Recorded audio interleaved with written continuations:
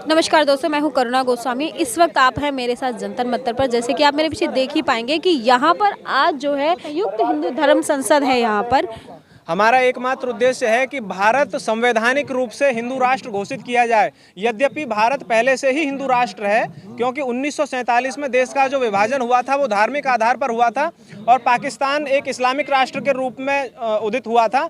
तो भारत मौलिक रूप से हिंदू राष्ट्र है, अब इसको संवैधानिक रूप से भी घोषित किया जाना चाहिए, ये हमारी मांग है। इसी के लिए हम यहाँ पर बैठे हुए हैं। हम लोग राजनीतिक नहीं है, हमारा कोई राजनीति से कोई लेना देना नहीं है। हम केवल राष्ट्र के सुरक्षा के लिए, सनातन धर्मियों की सुरक्षा के लिए, क्योंकि सनातन धर्मियों की जो जनसंख्या है वो 1 अरब से ज़्यादा है। भारत की 80% आबादी जो है हिंदू है। दुनिया के 94% जो हिंदू हैं वो भारत में रहते हैं और दुनिया की तीसरी सबसे बड़ी आबादी हिंदू है, जिसके स्वाभिमान की सुरक्षा के लिए भारत का हिंदू राष्ट्र घोषित होना बहुत जरूरी है। और हमारा किसी विरोध नहीं, ये चुनाव नहीं, ये तो बहुत पहले से चला आ रहा है। ये तो संयोग की बात है कि चुनाव अब है आगे, हमारा चुनाव से कोई लेना देना नहीं। चुनाव तो ये तो भारत है, यहाँ पूरे वर्ष हमेशा चुनाव ही होते रहते हैं। कभी लोकसभा का होता रहता है, कभी विधानसभा का होता रहता है, कभी कोई होता रहता है, कभी कोई। हमारा चुनाव से कोई लेना देना नहीं। भारत के चारों तरफ शत्रु हैं और सबसे बड़ा शत्रु भारत के भीतर है। असुरक्षा उससे है। अराजक तत्व, सांप्रदायिकता फैलाने वाले लोग विनाश कर रहे हैं। हमारा किसी धर्म से विरोध नहीं है, किसी समाज से विरोध नहीं है। सभी देशों में सभी जातियों के लोग रहते हैं। भारत में जैसे रह रहे हैं वैसे हम भी रहेंगे, वो भी रहेंगे, सभी रहेंगे। हिंदू, मुस्लिम, सिख, ईसाई सब एक समान है। मगर भारत का हिंदू राष्ट्र घोषित होना बहुत जरूरी है, वरना फिर पाकिस्तान क्यों बनाया था? मुझे तो कोई फायदा नहीं चाहिए, आपको फायदा चाहिए तो आप उठाओ। जैसे लोग वो भाषा नहीं बोल पाएंगे, ये जो बोलते हैं। फायदा मैं बताता हूँ आपको क्या होगा। हिंदू होने की वजह से नीचा नहीं देखना पड़ेगा, समझ रहे हैं? इतना ही फायदा चाहिए कि हिंदू होना गुनाह नहीं होना चाहिए इस भारत में। पाल घर में मेरे साधु मारे नहीं जाएंगे हिंदू साधु होने की वजह से। ये फायदा चाहिए भारत में हिंदू राष्ट्र होने का। हक के कारण ही हम यहाँ, संविधान ने हमको जो अधिकार दिया है उस अधिकार के तहत ही इस मांग को लेकर के हम यहाँ पर बैठे हुए हैं और ये मांग कर रहे हैं सरकार से। अच्छा ये बताइए, लड़ाई आप लोगों की कब से है? हमारी लड़ाई तो कभी से नहीं है, हमारी तो केवल मांग है, हमारी कोई लड़ाई नहीं है। कब से है मांग? हमारी मांग तो 1947 से है जी। आपका संगठन ये है कब से? साधु महात्मा जो है परिषद था, हमारा राम राज्य परिषद था जिसे विलय किया गया था जनसंघ में।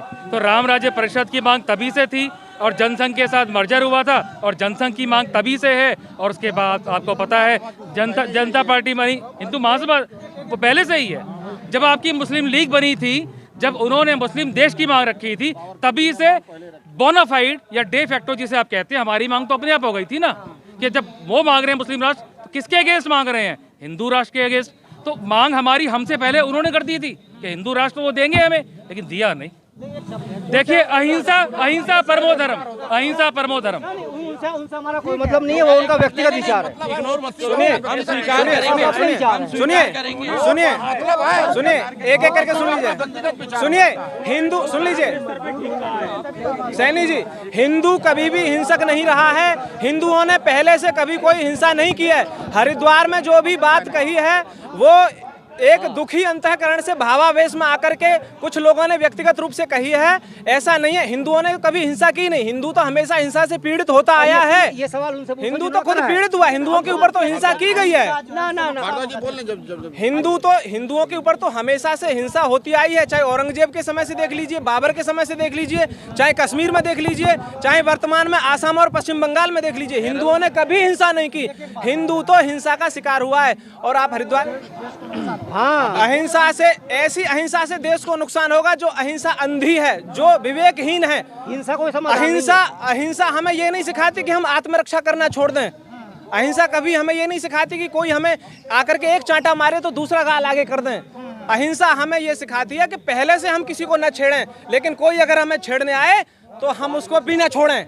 ये अहिंसा एक विचार है। संयुक्त का मतलब हमारे जॉइंट, संयुक्त में सब जातियां आ गई। एक हमारा सामूहिक विचार है, संयुक्त सभी आ गई, सभी हिंदुओं में जितने भी हैं, जो हिंदुओं संबंधित हैं, जो सनातनी है, हाँ, सनातन को मानने वाले, जो सनातन को मानने वाले। राम तो मेरे पूर्वज भी हैं, आपके भी हैं, इनके भी हैं। किसके पूर्वज नहीं है राम? जो राम को मानता है वो सनातनी है। हिंसा हमारा उद्देश्य नहीं है, हमारा किसी से विरोध नहीं है, ना सरकार से ना किसी जाति से। हम तो सबको साथ लेकर अपनी मांग कर रहे हैं और शांतिपूर्ण कर रहे हैं। अपने मौलिक अधिकार के अंतर्गत संविधान की धारा 14 से 21 तक जो हमारे अधिकार हैं उसके तहत मांग कर रहे हैं। अब नहीं जन कब से करते आ रहे और करते रहेंगे। ये चिराग है, बुझता रहेगा, फिर जलाएंगे। बात सुनो, हम अपने धार्मिक सम्मान की, अपनी पहचान की लड़ाई के लिए खड़े हैं, जो हमारा धर्म अधिकार है। संविधान ने हमें धर्म अधिकार नहीं दिया, तो फिर हमारी मांग करना गलत है क्या? इसका फायदा हम सम्मान से जी रहेंगे। हमारी जो बेटे लव जिहाद का शिकार हो रही वो बचेंगी। सुनो, जगह जगह जो धर्मांतरण हो रहे हैं लालच देके, वो रुकेंगे। हमारे साधु संत समाज शान के साथ मस्तक उठा के चलेंगे। और एक बात और है, हिंदू कहीं भी अराजकता नहीं फैलाता, अशांति नहीं फैलाता। हिंदू राष्ट्र घोषित होगा तो भारत में शांति होगी, बिल्कुल। हाँ, हिंदू सांप्रदायिक नहीं है, हिंदू राष्ट्रवादी सरकार है, आपकी बात तो मान लेनी चाहिए। हाँ, जब भी तो आग्रह कर रहे हैं हम सरकार से, जब भी आग्रह कर रहे हैं। जब आप 370 हटा सकते हो, किसानों की मांग मान सकते हो, राम मंदिर बना सकते हो, रोहिंग्याओं को बसा सकते हो, तो हमारी मांग भी मानो। क्यों नहीं मानी जा रही, वजह क्या है? क्यों का जवाब मेरे पास नहीं है। मेरे पास मांग करने का अधिकार है। मांग मानना न मानना उनकी मर्जी है। मांग हम क्रिएट कर रहे हैं ना, मानेंगे, जरूर मानेंगे। हम किसी हम किसी को झुकाने नहीं आए। मांग भारत सरकार से। हम क्यों कहें झुकना पड़ेगा? अगर मैं आपकी बात मान लूं तो मैं झुकना नहीं होता। ये मेरा व्यवहार है, झुकना व्यवहार में है। किसी को दबाना झुकना नहीं होता। बेटे की हमारा फर्ज, पिता मांगे तो पिता का झुकना होता देखो है। हमारी 54 साल की उम्र है। हम विद्रोह करने वाले नहीं हैं, बागी लोग नहीं हैं। हम शांतिपूर्ण तरीके से अपनी मांग कर रहे हैं और करते रहेंगे। अगर कोरोना काल की वजह से हमें परमिशन नहीं मिली, हम बार बार आएंगे, एक बार नहीं। हमारा काम है समाज को संगठित करना, जागृत करना। समाज खड़ा होगा तो सरकार मानेगी।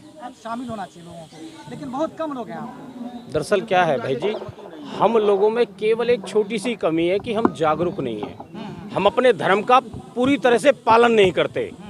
जिस दिन हम अपने धर्म का पालन करेंगे उस दिन यहाँ जगह नहीं मिलेगी। आप में से सारे लोग हिंदू हैं। आप में से कितने लोग प्रतिदिन धर्म ग्रंथ पढ़ते हैं? कितने लोगों ने चोटी रखी है? कितने लोग तिलक लगाते हैं? जिस दिन आप धर्म ग्रंथ पढ़ने लगेंगे आपको समझ में आ जाएगा कि हमें इस धर्म के मार्ग पर चलना चाहिए। मैं आपको अभी 1 मिनट एक सवाल करूंगा छोटा सा, और आप स्वयं ही जवाब दे देंगे। मुझे नहीं पता आप किस कास्ट के हैं। क्या आपके सारे मित्र आप ही की कास्ट के हैं? नहीं है। इसका मतलब आप व्यक्तिगत रूप से जातिवाद नहीं मानते। आपके कोई भी घर में समारोह होता है, शादी हो, ब्याह हो या कोई भी कार्यक्रम हो, क्या एक ही जाति लोग शामिल होते हैं? क्या होते हैं? नहीं होते। यानी कि हम सामाजिक रूप से जातिवाद नहीं मानते। तीसरा हमारा एक और कल्चर है। मेरी बेटी वीर बजरंगी,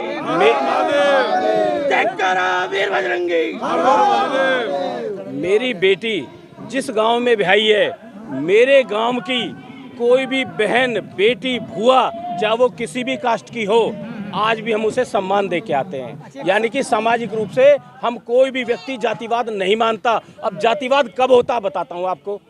जिस दिन चुनाव होता है, जब चुनाव की डेट शुरू होगी तब बताया जाता है ये कैंडिडेट ब्राह्मण है, जाट है, गुर्जर है, जो भी बिरादरी का है, केवल तब। और जैसे ही वो चुनाव चलेगा, जब तक वो बताएगा उस समय ब्राह्मण सभा भी होगी, राजपूत सभा भी होगी, अग्रवाल सभा भी होगी। चुनाव में सब कुछ होगा। चुनाव समाप्त होने के बाद जो कैंडिडेट बन गया वो सबका होता है फिर। और तो एक मिनट आप सवाल करना, उसके बाद क्या होगा?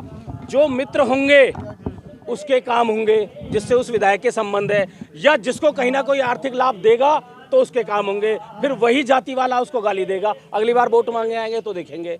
तो जातिवाद केवल राजनीति में है, सामाजिक रूप से, व्यक्तिगत रूप से कोई जातिवाद नहीं है। एक सवाल है कि आप चाहते हैं कि राष्ट्र का निर्माण हो, देश का, लेकिन युवा जो है प्रदर्शन करते हैं, आप साथ क्यों नहीं आते? हम सबके साथ हैं। किसने कहा हम साथ नहीं आते?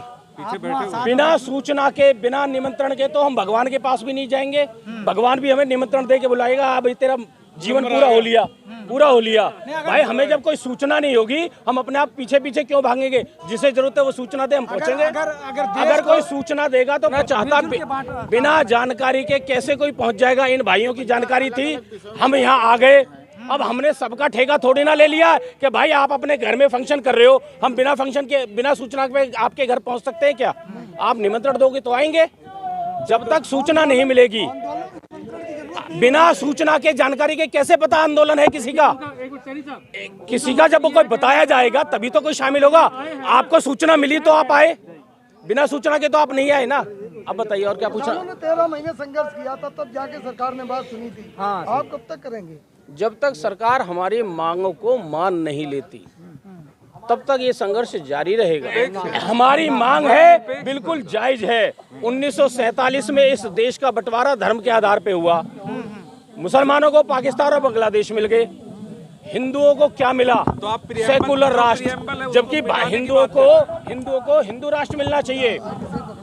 और हमारी मांग बिल्कुल जायज है। हमारे संविधान के, हमारे धर्म के अनुसार बिल्कुल राइट बनता है हमारा कि हम अपने धर्म के लिए, अपने राष्ट्र के लिए अपनी मांग करें कि हमारे धर्म का भी एक राष्ट्र होना चाहिए। भाजपा सरकार धर्म के अनुसार नहीं चल रही है क्या? आप ऐसा मानना है? देखिए, हर व्यक्ति का अपना धर्म है। धर्म का अर्थ बता दूं मैं आपको, पहले तो उसको समझ लें। श्रेष्ठ सिद्धांतों के नियमों का पालन ही धर्म है। पानी का धर्म है प्यास बुझाना, पेड़ का धर्म है छाया देना, फल देना, ये पेड़ का धर्म है। शिक्षक का धर्म है बच्चों को शिक्षा देना। ऐसे ही हर व्यक्ति का अपना धर्म है, वो उसका पालन कर रहा है। ये सरकार है वो धर्म के साथ, वो अपने धर्म का पालन कर रही आपके है। साथ ही चल रही है कि नहीं चल रही है? हमारे हिसाब से ही चल रही है, लेकिन थोड़ा सा ये मांग की जरूरत। जैसे एक प्रजा अपने राजा से कोई डिमांड करता है तब राजा सुनती है ना, सुनता है ना राजा, ऐसे ही प्रशासन सुनता है, सरकार सुनेगी। हमें जैसे एक बेटा अपने बाप से कहेगा कि मुझे ये स्कूल की फीस चाहिए या वर्दी चाहिए या खेल के लिए कोई अपना, चाहे वो कोई भी आइटम है वो चाहिए, एक बात तो वो डिमांड करनी पड़ती है अपने। हम सरकार के प्रवक्ता नहीं है, सुनो, हम सरकार के प्रवक्ता नहीं है, हम सरकार के गुण दोष तय नहीं करने के। सरकार के विरोध में तो नहीं, हम विरोध नहीं, हम अपनी मांग उसने का कह दिया, हम कोई अपनी विरोध मांग नहीं के कर रहे समर्थन में सरकार हैं। का। आंदोलन का मतलब होता है आंदोलन का मतलब होता है अपनी मांगों को मानना। ये एक विचार है, हमारा फर्ज अपनी मांग रखना है, हम किसी का विरोध करने नहीं आए। ये थी हमारी खास रिपोर्ट। वीडियो पसंद आई हो हमारे चैनल को सब्सक्राइब करें, हमारे वीडियो को लाइक करें और कमेंट करना ना भूलें। शुक्रिया।